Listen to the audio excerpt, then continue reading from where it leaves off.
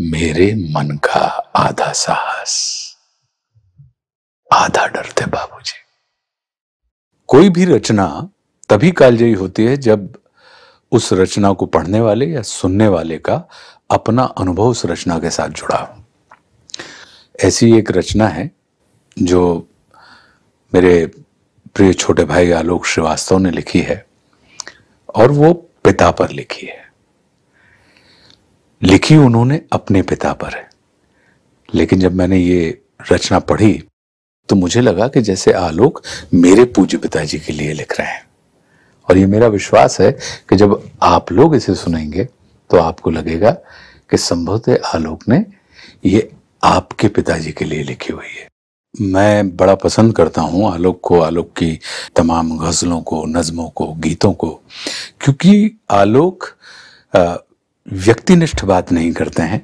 वो भले ही उनके अपने अनुभव की बात कर रहे हों, लेकिन जब उनकी कलम झरती है तो उसमें उनका अनुभव नहीं, सबका अनुभव हमें दिखाई देने लगता है। ये सफलता होती है रचना की और रचनाकार की कि जब संबंधों से हटकर रचनाकार भाव पर ले जाता है।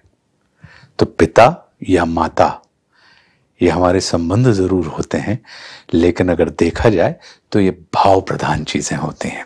फिर उसमें मेरा तेरा नहीं रहता, वो पिता होते हैं, माता होते हैं।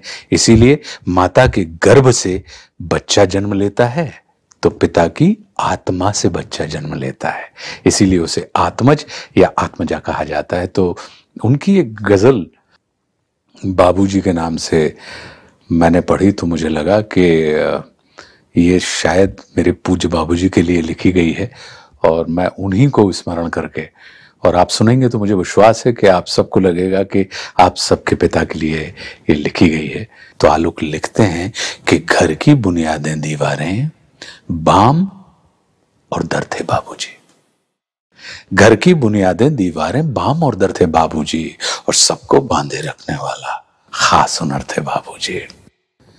उनकी ही आवाज हमें हर सुबह जगाया करते थे।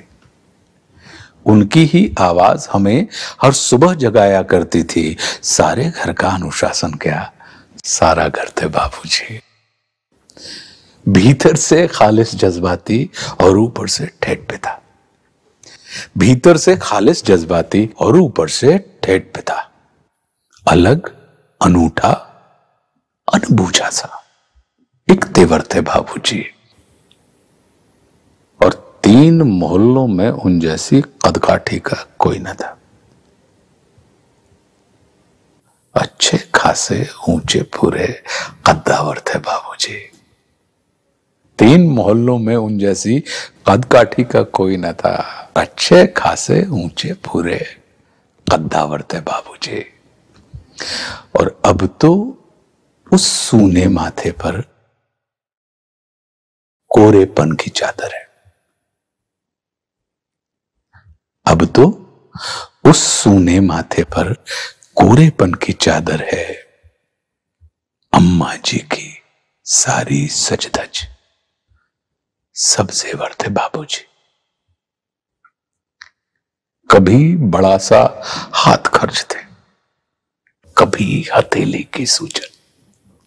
कभी बड़ा सा हाथ खर्च थे, कभी हथेली की सूजन।